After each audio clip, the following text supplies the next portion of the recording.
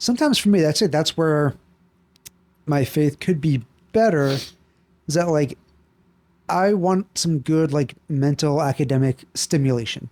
I want a new idea to chew on. I want something like, oh, that's interesting. I didn't see it that way. And if I'm not careful, it can become very academic and not very like relationship based. Right. And if church is primarily just sort of a content machine where you hear sermons you like and you pick whatever topic and you think it's interesting, that's great. But like if it doesn't really transform like who you are, your values, your heart, and it's not, again, like forming you to be more like Jesus, then it's like, well, it doesn't really change your behavior. No.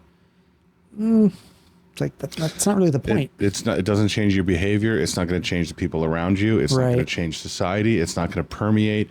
You're not going to allow the Holy Spirit to work. Mm-hmm. And again, I want to reiterate the fact that I'm at a point in my life where I'm very lukewarm, and it's been a struggle. But we've reconnected pretty much since you did the other show, and I think we've both been in and out of each other's lives for a long time. Yeah. But it's almost like you come by when God knows I need it. You know what I mean? Yeah, I can see that. Yeah.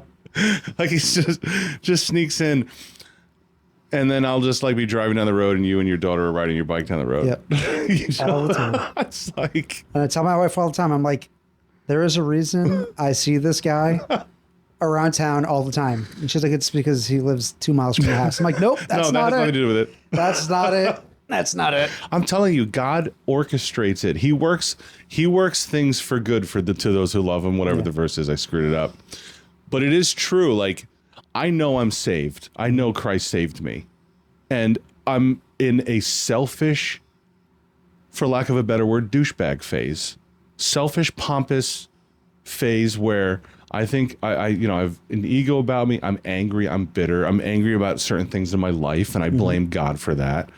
And so I am not that I'm trying to get back to Christ, because he's how do I put this?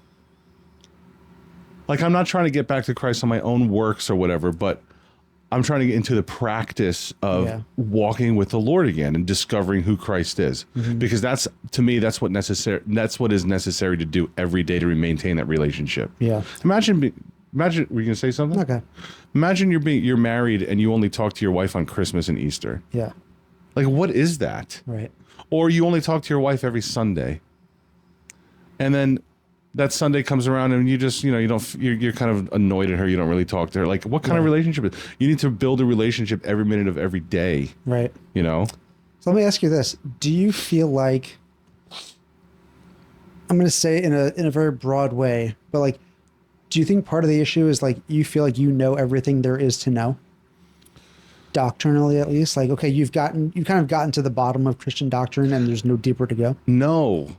Because I love finding other people who, like, you can discuss this stuff with, and I like sharing it. What annoys me most is like the fagginess of the church, and I feel like I can say that because of my background, which I don't mind talking about if that ever comes up. But it's just a fruity, faggy, feminine, like, pastors in skinny jeans, and it's just light and fluffy, and the announcements, they're making videos and like they're producing little videos for announcements, and like, it's just so fluffy and fruity to me, and it gives me the creeps almost. Yeah.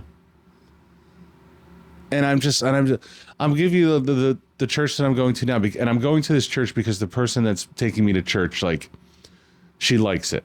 Okay. She really likes it, and she's pursuing the Lord, or at least trying to figure stuff out. And I don't want to take away from that. Okay. So I go to this church because she really likes it. But the pastor is like this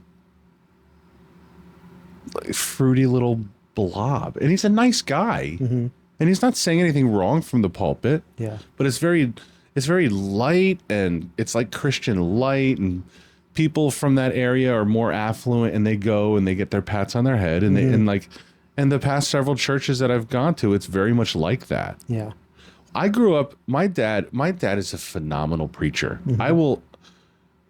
and I know that, like, I can say this because I didn't get along with my dad growing up. We didn't have a good relationship. But one thing I can say, he's captivating, and he'll be able to speak and put into words like truth that will just hit you in the chest and be like, holy cow, I never thought of it that way, you know? But he had a lot of knowledge, and life over the years, like, bitterness crept in, and like, you know, I look at my dad's church, like, a lot of the failures were because he wasn't living to what he was preaching, you know? Yeah. And eventually you can only float on that for so long until it comes crashing down. You can't fake it forever. Yeah. You know? Now, there were a lot of problems in the church. A lot of people that caused problems, but the pastor is the shepherd. And you better go home and cultivate that relationship and live it throughout the week, or what are you going to, what good is it? Yeah. You know, you can't pull the wool over people's eyes forever. No.